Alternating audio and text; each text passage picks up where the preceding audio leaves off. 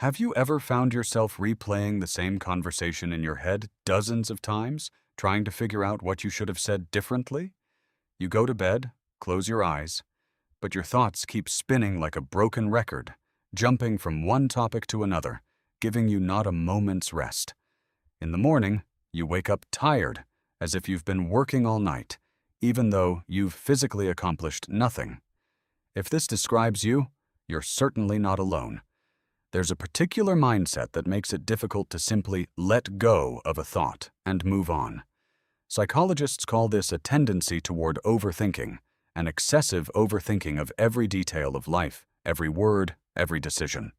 Such people often appear calm on the outside, but inside, their minds are constantly racing, analyzing, doubting, and engaging in endless internal dialogue. Today, we'll explore 7 key signs that will definitely indicate that you're one of those people whose mind simply can't stop, and we'll explore where this comes from and what you can do about it.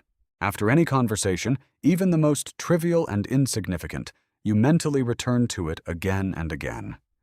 Why did he say that? Did I offend him somehow? What did he really mean by that phrase?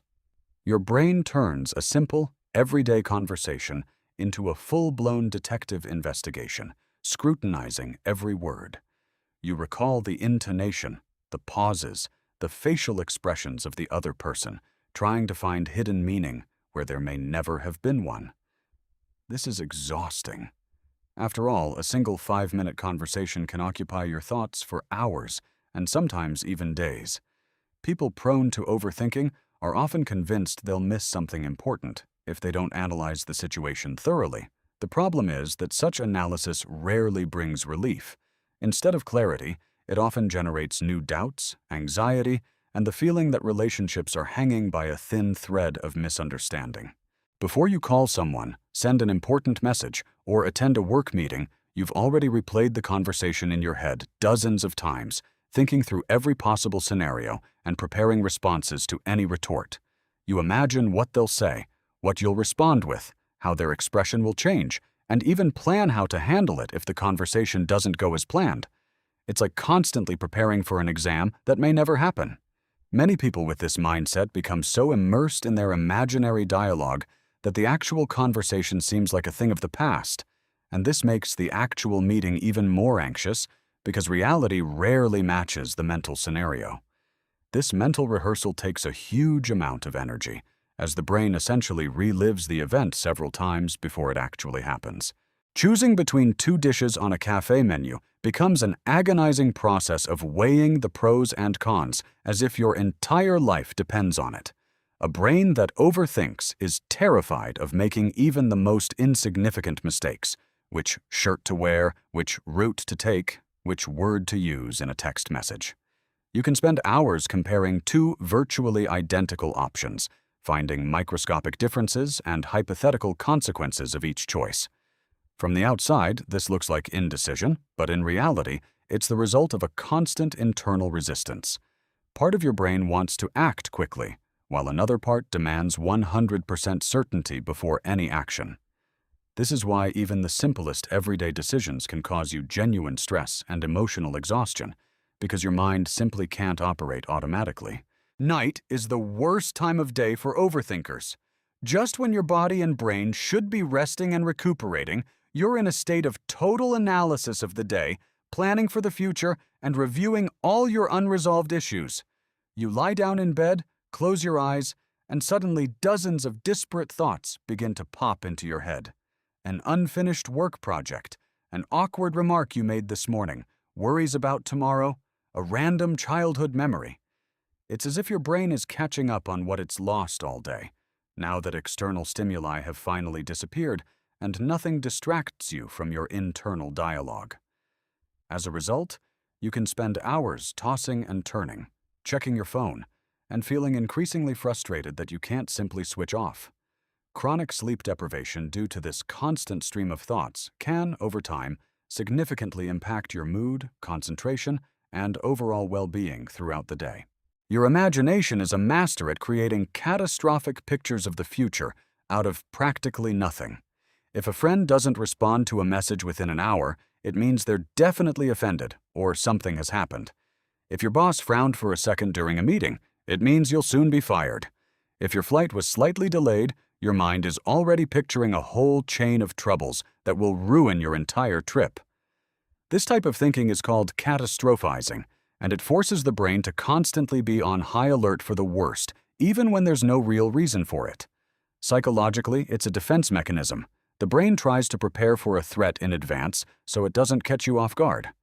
But the problem is that such threats often exist only in the imagination, and the constant anticipation of disaster exhausts the nervous system and prevents you from calmly enjoying the present moment.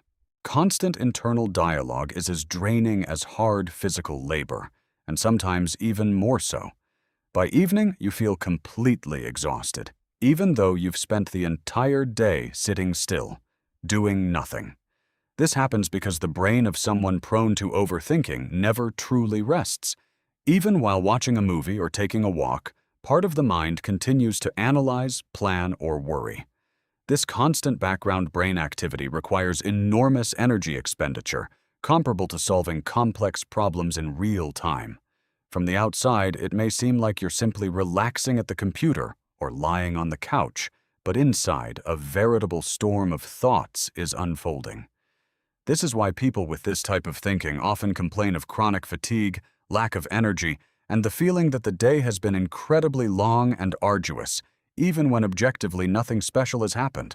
A chance coincidence, a friend's short reply, a change in a conversation partner's tone, a like on a post without a comment. For you, nothing is ever just a coincidence. Your brain constantly searches for patterns, connections, and hidden reasons, even where they may not objectively exist. You're capable of constructing a logical chain from a few insignificant events and convincing yourself that there's some important, often negative, meaning behind them. This peculiarity of thinking stems from the fact that the human brain is evolutionarily programmed to find patterns. This helped our ancestors survive by spotting danger. But for people with overthinking, this mechanism goes into overdrive, turning ordinary everyday life into a never-ending process of deciphering hidden signals.